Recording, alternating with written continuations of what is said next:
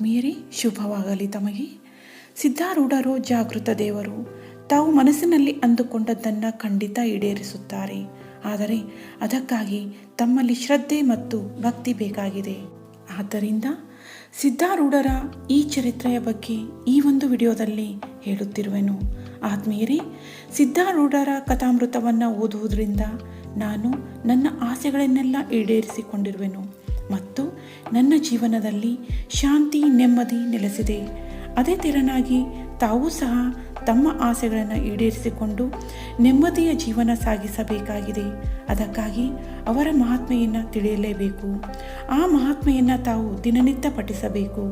ಇಲ್ಲವೇ ಕಥೆಯನ್ನು ಇನ್ನೊಬ್ಬರ ಬಾಯಿಂದ ಕೇಳಿದರೂ ಸಹ ತಾವು ಧನ್ಯರಾಗುತ್ತೀರಿ. ಈ ಒಂದು ಕೆಲಸವನ್ನು ನಾನು ಈ ವಿಡಿಯೋದಲ್ಲಿ ಮಾಡುತ್ತಿರುವೆನು. ತಾವು ಕೆಲಸ ಮಾಡುವಾಗಲೂ ಸಹ ಈ ವಿಡಿಯೋವನ್ನು ಕೇಳುತ್ತಾ ಹೋದರೆ ತಾವು ಮಾಡುವ ಕೆಲಸದ ಜೊತೆಗೆ ದೇವರ ಧ್ಯಾನ ಮಾಡಿದ ಹಾಗೆ ಆಗುತ್ತದೆ. ತಮ್ಮ ಆಸೆಗಳು ಖಂಡಿತ ಈಡೇರುತ್ತವೆ. ಮೊದಲನೇ ಅಧ್ಯಾಯ ಕೇಳುವಾಗ ತಮ್ಮ ಆಸೆಗಳಾಗಲಿ ಅಥವಾ ಯಾವುದೇ ಒಂದು ಸಂಕಲ್ಪವನ್ನು ಮಾಡಿರಿ. ಅದು 56ನೇ ಅಧ್ಯಾಯ ಮುಗಿಯುವುದರೊಳಗಾಗಿ ತಾವು ಮಾಡಿದ ಸಂಕಲ್ಪ ಈಡೇರುತ್ತದೆ. ನಾನು ಮಾಡಿದ ಸಂಕಲ್ಪ ಸಹ ಈಡೇರಿವೆ. ಹಾಗೆಯೇ ತಮ್ಮ ಸಂಕಲ್ಪ ಸಹ ಈಡೇರುತ್ತದೆ ಅನ್ನುವ ಭರವಸೆ ನನಗಿದೆ. ಹಾಗಾದರೆ ದಿನಂಪ್ರತಿ ಒಂದೊಂದು ಅಧ್ಯಾಯಗಳನ್ನು ಕೇಳುತ್ತಾ ಹೋಗೋಣ. ಗ್ರಂಥ ಮಹಾತ್ಮೆ. ಶ್ರೀ ಗಣೇಶಾಯ ನಮಃ. ಶ್ರೀ ಗುರು ಸಿದ್ಧಾರೂಢಾಯ ನಮಃ. 4 ವೇದ, 6 ಶಾಸ್ತ್ರ, 18 ಪುರಾಣ, 28 ದಿವ್ಯ ಆಗಮಗಳ ಸರ್ವಸಾರಭೂತವಾದ ಶ್ರೀ ಸಿದ್ಧ ಪುರುಷನ ಈ ಪವಿತ್ರವಾದ ಚರಿತ್ರೆಯನ್ನು ನಿತ್ಯವೂ ಶ್ರದ್ಧೆಯಿಂದ ಓದುವ, ಕೇಳುವ, ಪೂಜಿಸುವ ಸರ್ವ ಭಕ್ತರಿಗೆ ಧರ್ಮ, ಅರ್ಥ, ಕಾಮ, ಮೋಕ್ಷಗಳು ಸಿದ್ಧಿಸುವವು. ಸರ್ವ ಕಷ್ಟ ನಷ್ಟಗಳು, ಸರ್ವ ಪಾಪತಾಪಗಳು, ಚೋರ, ವೈರಿ, ವಿಷ, ಭೂತಾದಿ ಭೀತಿಗಳು ಬಯಲಾಗಿ ಸರ್ವದಾ ಸಕಲ ಸನ್ಮಂಗಳಿಂದ ಕೂಡಿದ ಸುಖ ಸೌಭಾಗ್ಯಗಳು ಒದಗಿ ಬರುವವು. ಶ್ರೀ ಸಿದ್ಧ ಸದ್ಗುರುವಿನ ಕೃಪಾಪೂರ್ವಕ ಶ್ರವಣ ಮಾಡುವುದರಿಂದ ಶಾಂತಿ, ದಾಂತಿ, ವಿವೇಕ, ಜ್ಞಾನ, ಸದ್ಭಕ್ತಿಗಳು ಸಂಪ್ರಾಪ್ತವಾಗುವು. ನನ್ನ ಆತ್ಮೀಯರಿಗೆಲ್ಲರಿಗೂ ಶುಭವಾಗಲಿ. ಶ್ರೀ ಸಿದ್ಧಾರೂಢ ಕಥಾಮೃತದ 56ನೇ ಅಧ್ಯಾಯವನ್ನು ಈ ದಿನ ತಿಳಿಯೋಣ.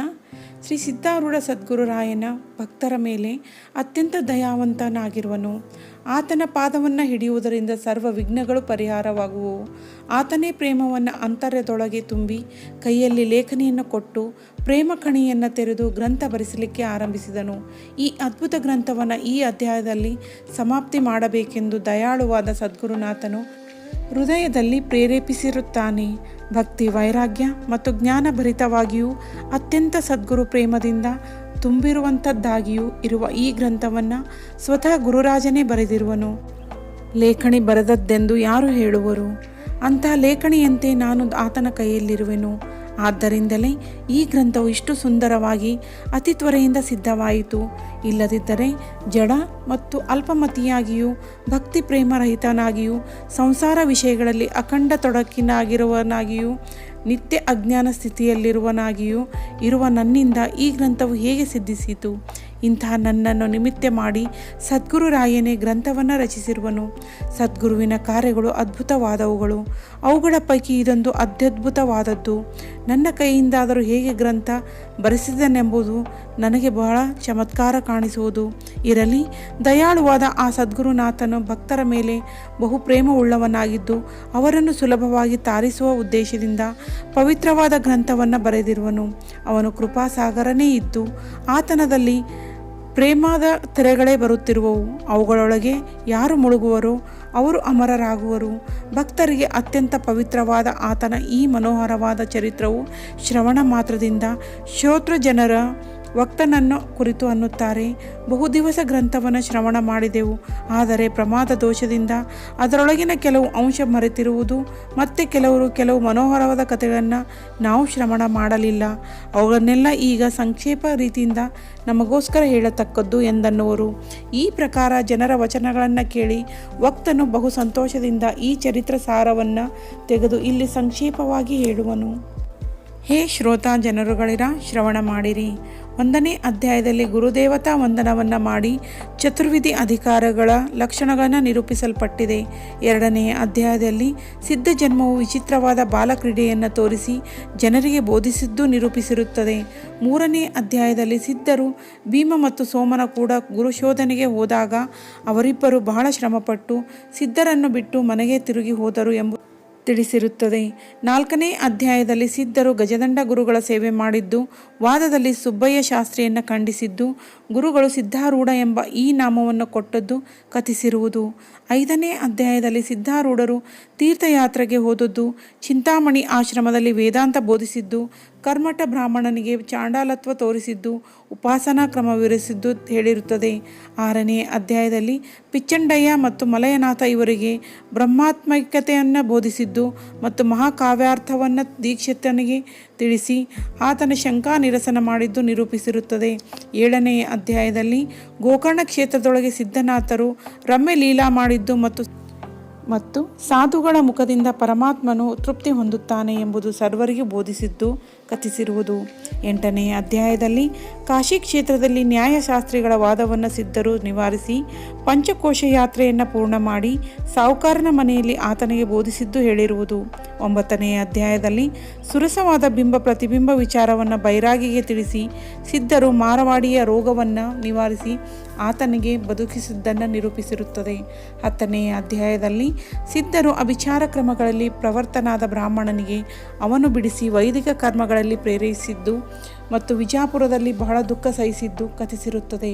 11ನೇ ಅಧ್ಯಾಯದಲ್ಲಿ ಸಿದ್ಧ ಗುರುಗಳು ಜಂಗಮನ ಭ್ರಮೆಯನ್ನು ಕಳೆದದ್ದು ಮತ್ತು ಸಿಪಾಯಿಯರು ಹೊಡೆದಾಗ ಶಾಂತಿಯಿಂದ ಅದನ್ನು ಸಹಿಸಿದ್ದು ನಿರೂಪಿಸಿದೆ.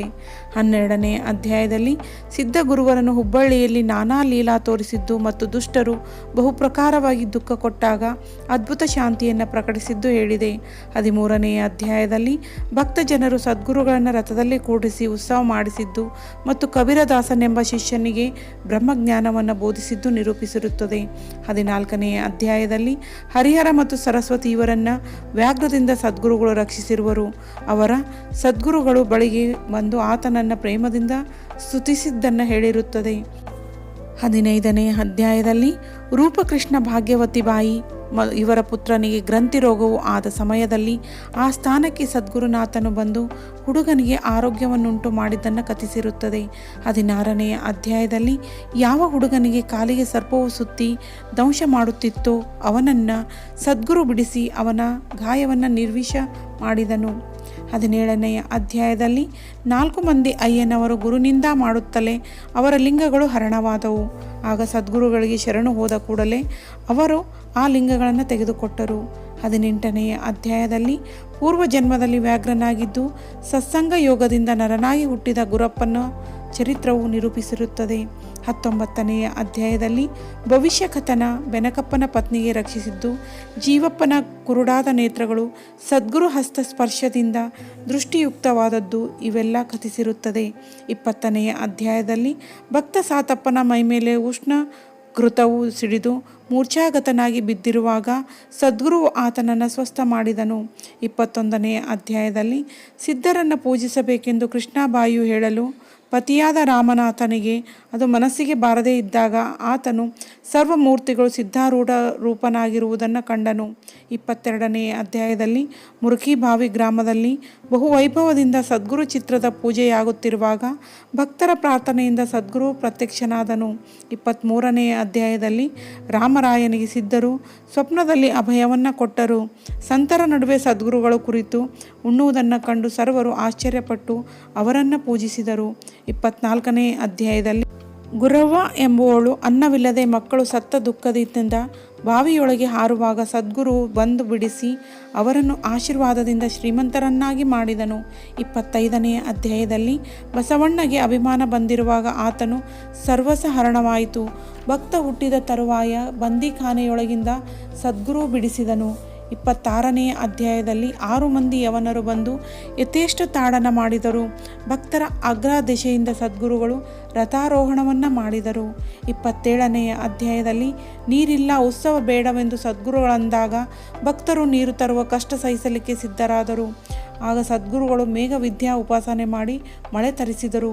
28ನೇ ಅಧ್ಯಾಯ ಶಿವಾಯನ ಮನೆಗೆ ಸಿಪಾಯಿಯರು ಹಿಡಿದುಕೊಂಡು ಹೋಗುವಾಗ ಸಿದ್ಧಾರೂಢರು ಫೌಜದಾರನಾಗಿ ದಾರಿಯೊಳಗೆ ಬಂದು ಅವನನ್ನು ಬಿಡಿಸಿದರು. 29ನೇ ಅಧ್ಯಾಯದಲ್ಲಿ ಶಿವಪ್ಪ ಭಕ್ತನು ಸತ್ತಾಗ ಸದ್ಗುರುನಾಥರು ಬದುಕಿಸಿದರು ಮತ್ತು ಅವರು ಜ್ವರದಿಂದ ಪೀಡಿತರಾಗಿದ್ದಾಗ ಒಮ್ಮೆಲೆ ಬಹಳ ಗುಳಿಗೆಗಳನ್ನು ನುಂಗಿ ನೆಟ್ಟಗಾದರು. 30ನೇ ಅಧ್ಯಾಯದಲ್ಲಿ ದಾನವ್ವ 3ನೇ ಸಾರಿ ಪ್ರಸವಿಸಿದಾಗ ಸದ್ಗುರುಗಳು ಕೂಸನ್ನು ತೆಗೆದುಕೊಂಡು ಹೋದರು. ಆಮೇಲೆ ಆಕೆಯನ್ನು ಅನುಗ್ರಹಿಸಿ 2ನೇ ಪುತ್ರನನ್ನು ಕೊಟ್ಟರು. 31ನೇ ಅಧ್ಯಾಯದಲ್ಲಿ ಶರಣಪ್ಪನನ್ನು ವೃಕ್ಷದ ಮೇಲೆ ಹತ್ತಿಸಿದಾಗ ಆತನು ಬಿದ್ದನು. ಆಗ ಸದ್ಗುರುಗಳು ಆತನಿಗಾದ ಆ ಮೂರ್ಛೆಯ ಅನುಭವವನ್ನೇ ಆತ್ಮಜ್ಞಾನವಾಗಿ ಉಪದೇಶಿಸಿ ಉದ್ಧರಿಸಿದರು. 32ನೇ ಅಧ್ಯಾಯದಲ್ಲಿ ಗುರುಪಾದಯ್ಯನು ಸಿದ್ಧರು ಮಹಾತ್ಮರೆಂದು ತಿಳಿದು ತನ್ನ ಸ್ತ್ರೀ ಪುತ್ರಾದಿಗಳ ವಿರುದ್ಧರಾದರೂ ಸದ್ಗುರು ಸೇವಾ ಬಿಡಲಿಲ್ಲ. 33ನೇ ಅಧ್ಯಾಯದಲ್ಲಿ ಮಡಿವಾಳ ಸ್ವಾಮಿಯವರು ಗರಗದಲ್ಲಿರುವಾಗ ಸಿದ್ಧರು ಅವರ ದರ್ಶನಕ್ಕೆ ಹೋಗಿದ್ದರು. ಆಗ ಅಲ್ಲಿ ವಿಚಿತ್ರವಾದ ಸಂಗತಿಗಳು ನಡೆದವು. 34ನೇ ಅಧ್ಯಾಯದಲ್ಲಿ ನಿರುಪಾದನೆಗೆ ಬಂದು ಪ್ರತಿಬಂಧಕ ಮಾಡಿರುವಾಗ ಆತನು ಸದ್ಗುರುಗಳನ್ನು ಪ್ರಾರ್ಥಿಸಿ ಆತ್ಮಘಾತ ಮಾಡಲಿಕ್ಕೆ ಸಿದ್ಧನಾದ ಕ್ಷಣವೇ ಸದ್ಗುರುಗಳು ಬಂದು ಆತನ ನೈವೇದ್ಯವನ್ನು ಸೇವಿಸಿದರು. 35ನೇ ಅಧ್ಯಾಯದಲ್ಲಿ ಸದ್ಗುರುಗಳು ಗೋಳೆ ಭಕ್ತನಿಗೆ ತನ್ನ ಜ್ವರವನ್ನು ಕೊಟ್ಟರು. ಆತನು ಬಾವಿಯೊಳಗೆ ಬಿದ್ದಾಗ ಅವನಿಗೆ ದರ್ಶನವನ್ನು ಕೊಟ್ಟರು. 36ನೇ ಅಧ್ಯಾಯದಲ್ಲಿ ಪರಶುರಾಮ ಪಂತನು ರೋಣಕ್ಕೆ ಹೋಗುವಾಗ ಸದ್ಗುರುಗಳು ಟಿಕೀಟು ತಂದುಕೊಟ್ಟರು. ದಾರಿಯಲ್ಲಿ ಸಿದ್ಧರು ಬಂದವರಿಗೆ ಉಪಚಾರ ಮಾಡಿದರು. 37ನೇ ಅಧ್ಯಾಯದಲ್ಲಿ ಕೃಷ್ಣನಿಗೆ ತಂದೆಯು ಕಟ್ಟಿ ಹಾಕಿರುವಾಗ ಶ್ರೀರಾಮನು ಆತನಿಗೆ ಪ್ರಕಟನಾದನು. ಆ ಗೋವಿಂದಾನಂದನು ಸದ್ಗುರು ವಾರ್ತೆಯನ್ನು ಕೇಳಿ ಅವರಿಗೆ ಬಂದು ಭೇಟಿಯಾದನು. 38ನೇ ಅಧ್ಯಾಯದಲ್ಲಿ ತುಕ್ಕಪ್ಪನ ಮಗನಾದ ಹನುಮಂತನು ಮರಣ ಕಾಲದಲ್ಲಿ ಸದ್ಗುರು ಪ್ರಾರ್ಥನೆ ಮಾಡಿದ ಕೂಡಲೇ ಸಿದ್ಧಾರೂಢರು ಅವನಿದ್ದಲ್ಲಿ ಪ್ರಾಪ್ತರಾಗಿ ಅವನನ್ನು ಸ್ವಸ್ಥ ಮಾಡಿದರು. 39ನೇ ಅಧ್ಯಾಯದಲ್ಲಿ ಸದ್ಗುರು ವಾರ್ತೆಯನ್ನು ಕೇಳಿ ತಾಯಿ ಬಾಯಿಯು ಪೂಜಾ ಕಾಲದಲ್ಲಿಯೇ ಬಂದು ಭೇಟಿಯಾದಳು. ನಳಿನಿಗೆ ಜ್ವರ ಬಂದಿರುವಾಗ ಕೃಪಾದೃಷ್ಟಿಯಿಂದ ಸದ್ಗುರುಗಳು ನೆಟ್ಟಗೆ ಮಾಡಿದರು. 40ನೇ ಅಧ್ಯಾಯದಲ್ಲಿ ಕಳ್ಳರು ಬಂದು ನಡುದಾರಿಯಲ್ಲಿ ಯಾತ್ರಿಕರನ್ನು ಪೀಡಿಸುತ್ತಿರುವಾಗ ಸದ್ಗುರುಗಳು ಮಹತ್ ಭೀಕರ ರೂಪವನ್ನು ಧರಿಸಿ ಕಳ್ಳರಿಂದ ಅವರನ್ನು ರಕ್ಷಣೆ ಮಾಡಿದರು. 41ನೇ ಅಧ್ಯಾಯದಲ್ಲಿ ಹೀರುಬಾಯಿಯನ್ನು ಒಯ್ಯಲಿಕ್ಕೆ ಯಮದೂತರು ಬಂದಾಗ ಸದ್ಗುರುಗಳು ಬಂದು ಬಿಡಿಸಿದರು. 6 ತಿಂಗಳ ಮೇಲೆ ಆಕೆಯನ್ನು ವಿಮಾನದಲ್ಲಿ ಕರೆದುಕೊಂಡು ಹೋದರು. 42ನೇ ಅಧ್ಯಾಯದಲ್ಲಿ ಶಂಕರನ ನಿರಾಭಿಮಾನ ವರ್ತನು ಆತನು ಪ್ರವಾಹದಲ್ಲಿ ಹೋಗುತ್ತಿರುವಾಗ ಸಿದ್ಧರು ರಕ್ಷಿಸಿದ್ದು, ಸಿದ್ಧ ಕೃಪೆಯಿಂದ ಆತನು ಜ್ಞಾನ ಹೊಂದಿದ್ದು. 43ನೇ ಅಧ್ಯಾಯದಲ್ಲಿ ಗೊಂದವಲಕ್ಕೇರರು ಗುರುಸೇವಾ ಮಾಡಿದ್ದು, ಹುಬ್ಬಳ್ಳಿಗೆ ಬಂದು ಸಿದ್ಧಾರೂಢರಿಗೆ ಭೇಟಿಯಾದದ್ದು, ಸದ್ಗುರುಗಳು ಜ್ಞಾನದೇವರ ಅವತಾರ ಅಂದದ್ದು. 44ನೇ ಅಧ್ಯಾಯದಲ್ಲಿ ತಮ್ಮಣ್ಣ ಶಾಸ್ತ್ರಿಗೆ ಗುರುಪದೇಶವಾಗಿ ನಾಮಜಪದಿಂದ ಶ್ರೀರಾಮ ದರ್ಶನವಾದದ್ದು, ಸಿದ್ಧರಾಯರ ಅನುಗ್ರಹದಿಂದ ತಾನು ಕೃತಾರ್ಥನಾದನೆಂದು ತಿಳಿದದ್ದು. 45ನೇ ಅಧ್ಯಾಯದಲ್ಲಿ ನಾರಾಯಣನ ಮಗಳಾದ ಚಂಪುಬಾಯಿಯ ಜ್ವರವನ್ನು ಸದ್ಗುರುಗಳು ಬಂದು ಇಳಿಸಿ ವಧೂವರರಿಗೆ ಲಗ್ನ ಮಾಡಿಸಿದ್ದರು. 46ನೇ ಅಧ್ಯಾಯದಲ್ಲಿ ಅಕ್ಕಲಕೋಟ ಶರಣಪ್ಪನು ಉಣಕಲ್ಲಿನಿಂದ ಹುಬ್ಬಳ್ಳಿಗೆ ಅನ್ನವನ್ನು ತರಿಸಿ ಭೋಜನ ಮಾಡಿಸಿದನು ಮತ್ತು ಉಣಕಲ್ಲಿನ ಲಕ್ಷ ಜನರಿಗೆ ಉಣ್ಣಿಸಿ ಸದ್ಗುರು ಪೂಜಾ ಮಾಡಿದನು. 47ನೆಯ ಅಧ್ಯಾಯದಲ್ಲಿ ಸುಬ್ಬಯ್ಯ ಶಾಸ್ತ್ರಿಯು ಶಿವಪುತ್ರನಾಗಿ ಜನ್ಮಧರಿಸಿ ವೇದಶಾಸ್ತ್ರ ಪಂಡಿತನಾಗಿ ಗುರು ಕೃಪೆಯಿಂದ ಜ್ಞಾನ ಪಡೆದದ್ದು ಕಥಿಸಿರುತ್ತದೆ. 48ನೇ ಅಧ್ಯಾಯದಲ್ಲಿ ಚರಿತ್ರ ಪಠಣದಿಂದ ರುಕ್ಮಿಣಿಯ ಭೂತವು ಬಿಟ್ಟು ಹೋದದ್ದು, ಅವಳು ಸತ್ತಾಗ ಯತಿಯು ಬಂದು ಸದ್ಗುರು ವಿಭೂತಿಯಿಂದ ಬದುಕಿಸಿದ್ದು ಕಥಿಸಿರುತ್ತದೆ. 49ನೇ ಅಧ್ಯಾಯದಲ್ಲಿ ದುರ್ಜನರು ಸದ್ಗುರು ಛಳನ ಮಾಡಿದಾಗ ಅವರ ಬುದ್ಧಿಭ್ರಮಣವಾದದ್ದು, ಸ್ತ್ರೀಯು ಸಿದ್ಧರಿಗೆ ವಿಷ ಕೊಟ್ಟಾಗ ಅವರು ಸ್ವಸ್ಥರಾಗಿ ಅವಳೇ ಸತ್ತು ಹೋದದ್ದು ಹೇಳಿರುತ್ತದೆ. 50ನೇ ಅಧ್ಯಾಯದಲ್ಲಿ ಚೆನ್ನಮಲ್ಲಪ್ಪನು ವೈರಾಗ್ಯ ಹೊಂದಿದ್ದು, ಸಿದ್ಧರನ್ನು ರಕ್ಷಿಸಲಿಕ್ಕೆ ಹಾವನ್ನು ಹಿಡಿದಿದ್ದು, ಹಾವು ಕಡಿದಾಗ ಸದ್ಗುರುಗಳು ರಕ್ಷಿಸಿದ್ದು ನಿರೂಪಿಸಿರುತ್ತದೆ. 51ನೇ ಅಧ್ಯಾಯದಲ್ಲಿ ಖಾಸಗತನು ಉಪಚಾರ ಭಯದಿಂದ ಅಡವಿಯೊಳಗೆ ಹೋಗಿದ್ದಾಗ ಸದ್ಗುರುಗಳು ಆತನನ್ನು ಹುಡುಕಿಕೊಂಡು ಹೋದದ್ದು ಮತ್ತು ಖಾಸಗತನ ಅದ್ಭುತ ವೈರಾಗ್ಯವು ವರ್ಣಿಸಲ್ಪಟ್ಟಿರುತ್ತದೆ.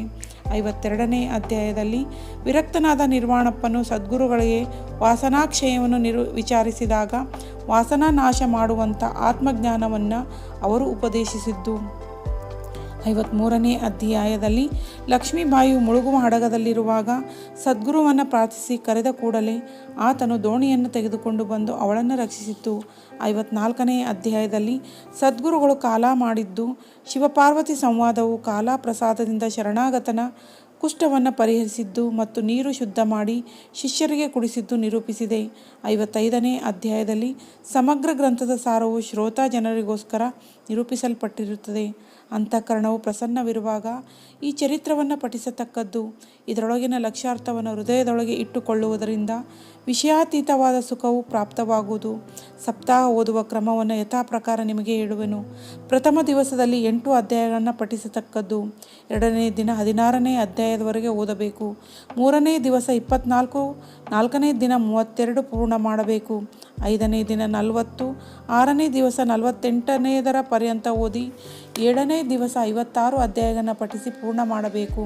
ಈ ಪ್ರಕಾರ ಪ್ರೇಮಯುಕ್ತರಾಗಿ ಗ್ರಂಥವನ್ನು ಪಠಿಸುವುದರಿಂದ ಮನೋರಥಗಳೆಲ್ಲ ಪೂರ್ಣವಾಗಿ ಸದ್ಗುರುವು ತತ್ಕಾಲವೇ ಕೃಪೆ ಮಾಡುವನು. ಸದ್ಗುರು ಕೃಪೆ ಎಂಬುದೇನು ಅಲ್ಪವಲ್ಲ. ಯಾವಾತನ ಮೇಲೆ ಆತನ ಕೃಪೆಯಾಗುವುದೋ ಅವನ ಸಂಕಲ್ಪಗಳನ್ನೆಲ್ಲ ಕಳೆದು ಲೋಕತ್ರಯದಲ್ಲಿ ಉಪಮಾರಹಿತವಾದ ಆತ್ಮಸ್ವರೂಪವನ್ನು ಕೂಡಲೇ ಕಾಣುವನು. ಆತ್ಮರೂಪ ನೋಡುವುದೆಂದರೆ ಜೀವನು ತಾನೇ ಬ್ರಹ್ಮನಾಗುವುದು. ಆ ಬ್ರಹ್ಮದಿಂದ ಈ ಜಗತ್ತೆಲ್ಲ ಮಾಯಾ ಮೂಲಕ ಹುಟ್ಟಿರುವುದು. ವಿಷಮಯವಾದ ಈ ಜಗವು ಬ್ರಹ್ಮರೂಪನಾದಂಥವನಿಗೆ ತನ್ನ ಶರೀರವೇ ಎಂಬಂತೆ ಕಾಣಿಸುತ್ತಿರುವಾಗ ಅವನಿಗೆ ವಿಷಯಗಳ ಯೋಗದಿಂದ ಯಾವ ಪ್ರಕಾರದ ಉದ್ವೇಗವಾದೀತು. ಗುರುಕೃಪೆಯ ಮಹಿಮೆಯು ಅಗಾಧವಾಗಿದೆ. ಯಾವಾತನು ಶುದ್ಧ ಚಿತ್ತಯುಕ್ತನಾಗಿ ಆ ಕೃಪೆಯನ್ನು ಹೊಂದುವನೋ ಅವನಿಗೆ ಇಂಥ ಆತ್ಮಬೋಧವು ಪ್ರಾಪ್ಯವು. ಇದಕ್ಕೂ ಹೆಚ್ಚಿನ ಲಾಭವೇ ಇಲ್ಲ. ಗ್ರಂಥ ಪಠಣದಿಂದ ಇಂಥ ಲಾಭ ಸಿಗುತ್ತಿರುವಾಗ ಅಲ್ಪ ಲಾಭಗಳ ಸುದ್ದಿ ಏತಕ್ಕೆ ಬೇಕು? ಸರ್ವದೇಶವು ಕೈ ಸೇರಿದಾಗ ಗ್ರಾಮವೊಂದನ್ನು ಯಾರು ಬೇಡುವರು? ಹಾಗೆ ಚರಿತ್ರ ಪಠಣದಿಂದ ವಿಷಯ ಪ್ರಾಪ್ತಿ ಎಂದು ಅನ್ನಲಿಕ್ಕೆ ನಾಚಿಕೆ ಬರುತ್ತದೆ. ರಾಜನ ಕಡೆ ಹೋದರೆ ತೃಣ ಸಿಗುವುದು ಎಂದು ಹೇಳಿದರೆ ಎಲ್ಲರೂ ನಗುವರು. ಯಾವಾತನಿಂದ ಈ ಜಗತ್ತೆಲ್ಲ ಉತ್ಪನ್ನವಾಯಿತೋ ಆ ಸದ್ಗುರುವು ತನ್ನ ಚರಿತ್ರ ಪಠಣದಿಂದ ಒಲಿಯುವನು. ಆಗ ಆತನಿಗೆ ಉತ್ತಮವಾದದ್ದನ್ನೇ ಬೇಡಬೇಕು. ವಿಷಯಗಳು ಪ್ರಾಪ್ತವಾಗುತ್ತವೆ ಎಂದು ಫಲಶ್ರುತಿಯು ನನ್ನಿಂದ ಹೇಳಲಾಗದು. ಚರಿತ್ರ ಪಠಣದಿಂದ ಚಿತ್ತವು ಶುದ್ಧವಾಗಿ ಅದರೊಳಗೆ ವಿಷಯ ಕಾಮನೆ ಉಳಿಯುವುದೇ ಇಲ್ಲ. ಇರಲಿ, ಈ ಗ್ರಂಥವು ಮುಗಿಯಿತು. ಶ್ರೋತಾ ಜನರು ಕೇಳುವರು, ಇದನ್ನು ಯಾರು ರಚಿಸಿರುವರು? ಅದಕ್ಕೆ ಸದ್ಗುರುಗಳು ಎಂದು ಉತ್ತರ ಕೊಡಲು ಅವರು ನಿಮಿತ್ತಕ್ಕೆ ಯಾರು ಎಂದು ಪುನಃ ಕೇಳುವರು. ಹಾಗಾದರೆ ನಿಮಿತ್ತ ಮಾತ್ರ ಶಿವರಾಮನೆಂಬುವನಿರುವನು. ಆತನ ತಂದೆಯು ಲಕ್ಷ್ಮಣರಾಯ, ತಾಯಿ ಪದ್ಮಾವತಿ ಬಾಯಿ. ಇವರು ಪರಮ ವೈರಾಗ್ಯ ವೃತ್ತಿಯುಳ್ಳವರಿರುವರು. ಈ ಶಿವರಾಮನು ಮಾತುಪಿತ್ರರ ಚರಣಗಳನ್ನು ವಂದಿಸಿ ಸಿದ್ಧ ದಯಾಗಣರನ್ನು ಸೇವಿಸುತ್ತಿರುವನು. ಈತನ ಮೂಲ ಗ್ರಾಮ ಮುಕ್ತಾಪುರ. ಸಾಂಪ್ರತ ಹುಬ್ಬಳ್ಳಿ ನಗರದಲ್ಲಿರುವ ಸಿದ್ಧಾಶ್ರಮದಲ್ಲಿ ಸದ್ಗುರುವರನ ಕೃಪೆಯಿಂದ ವಾಸ ಮಾಡುತ್ತಿರುತ್ತಾನೆ. ಶಕೆ 1844 ದುದುಂಭಿನಾಮ ಸಂವತ್ಸರದ ಮಾರ್ಗಶಿರ ವದ್ಯ ಸಪ್ತಮಿ ಸೋಮವಾರ ದಿವಸ ಈ ಗ್ರಂಥವು ಸಮಾಪ್ತಿಯಾಯಿತು. ಆದರೆ ಶ್ರೀ ಸಿದ್ಧ ಸದ್ಗುರುಗಳ ಪವಿತ್ರಾವತಾರವು ಪೂರ್ಣವಾದ ಸಂಗತಿಯನ್ನು ಮತ್ತೆ ಸರ್ವಧಾರಿ ಸಂವತ್ಸರದಲ್ಲಿ ಸೇರಿಸಿ ಪೂರ್ಣ ದಯಾಗಣರನ್ನು ಶ್ರೋತಾ ಸಜ್ಜನರಾದ ನಿಮ್ಮನ್ನು ವಂದಿಸಿ ಮಂಗಲಾಚರಣವನ್ನು ಉಚ್ಚರಿಸಿ ಈ ಗ್ರಂಥ ಲೇಖನವನ್ನು ಪೂರ್ಣ ಮಾಡುವೆನು. ಬ್ರಹ್ಮಾನಂದಂ ಪರಮಸುಖದಂ ಕೇವಲಂ ಜ್ಞಾನಮೂರ್ತಿಂ ದ್ವಂದ್ವಾತೀತಂ ಗಗನಸದೃಶಂ ತತ್ವಮಸ್ಯಾಧಿ ಲಕ್ಷ್ಯಂ ಏಕಂ ನಿತ್ಯಂ ವಿಮಲಚಲಂ ಸರ್ವಧಿ ಸಾಕ್ಷಿಭೂತಂ ಭವಾತೀತಂ ತ್ರಿಗುಣರಹಿತಂ ಸದ್ಗುರಂ ತಂ ನಮಾಮಿ ಎಂಬಲ್ಲಿಗೆ ಶ್ರೀ ಸಿದ್ಧಾರೂಢ ಕಥಾಮೃತದವಳು ಶ್ರವಣ ಮಾತ್ರದಿಂದ ಸರ್ವ ಪಾಪಗಳನ್ನು ಭಸ್ಮ ಮಾಡುವಂಥ ಅತಿ ಮಧುರವಾದ ಈ 56ನೇ ಅಧ್ಯಾಯವನ್ನು ಶಿವದಾಸನು ಶ್ರೀ ಸದ್ಗುರು ಸಿದ್ಧಾರೂಢರ ಚರಣಾರವಿಂದಗಳಲ್ಲಿ ಅರ್ಪಿಸಿರುವನು. ಶ್ರೀ ಸದ್ಗುರು ಸಿದ್ಧಾರೂಢ ಕಥಾಮೃತ ಸಂಪೂರ್ಣಂ. ಆತ್ಮೀಯರೇ, ಶ್ರೀ ಸಿದ್ಧಾರೂಢ ಕಥಾಮೃತದ ಈ 56 ಅಧ್ಯಾಯಗಳನ್ನು ಯಾರು ಕೇಳುವವರೋ ಅಥವಾ ಪಠಿಸುವವರೋ ಅವರ ಮನೋಕಾಮನೆಗಳು ಖಂಡಿತವಾಗಿ ಪೂರ್ಣಗೊಳ್ಳುತ್ತವೆ ಅನ್ನುವ ಭರವಸೆ ನನಗಿದೆ. ಆ ಸಿದ್ಧಾರೂಢರು ತಮ್ಮ ಆಸೆ ಆಕಾಂಕ್ಷೆಗಳನ್ನು ಈಡೇರಿಸಲಿ ಎಂದು ಅವರಲ್ಲಿ ನಾನು ಪ್ರಾರ್ಥಿಸುತ್ತೇನೆ. ಧನ್ಯವಾದಗಳು.